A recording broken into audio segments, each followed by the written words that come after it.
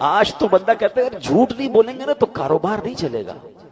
مولانا صاحب آپ سمجھا تو رہے ہو جھوٹ حرام ہے، مگر ساری مارکیٹ جھوٹ بولتی ہے.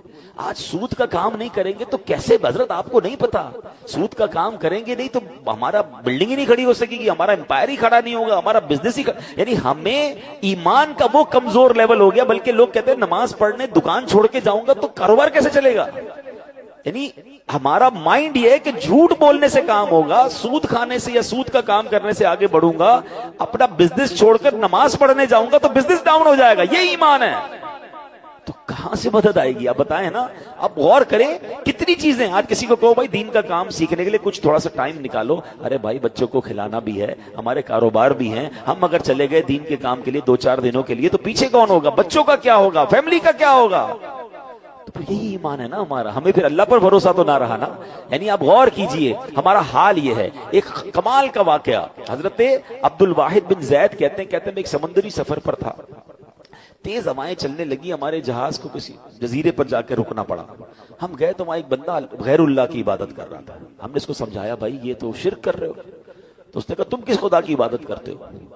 تو انہوں نے تفصیل بتائی کہ ہم اللہ کی عبادت کرتے ہیں، اللہ نے ایک رسول ہم پر بھیجے، انہوں نے ہمیں معجزات دکھائے، دلیلیں بتائیں، ہم ایمان لے آئے ان پر، اللہ کا پورا پیغام. انہوں نے کہا پھر ان رسول کا کیا ہوا؟ کہ جب اللہ کا پورا پیغام انہوں نے پہنچا دیا تو اللہ نے انہیں اپنے پاس بلا لیا. تو انہوں نے کہا کہ کوئی نشانی ہے تمہارے پاس تمہارے دین کی؟ تو کہا ہمارے پاس قرآن شریف تھا. ہم نے اس غیر مسلم کو قرآن شریف دکھایا. جب اس نے قرآن پڑھا تو وہ آنسوں سے رونے لگا.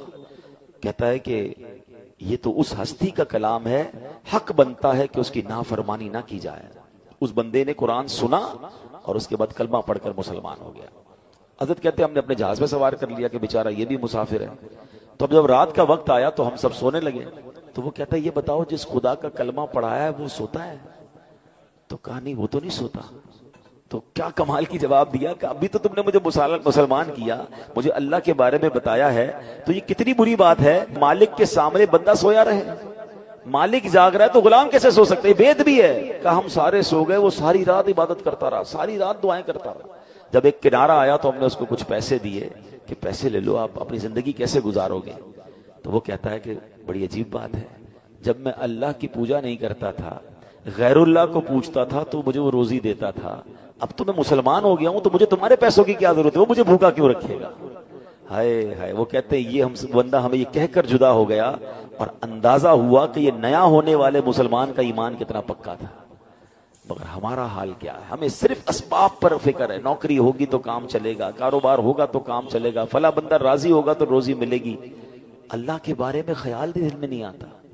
رب پر بھروسہ کرنا سیکھیں.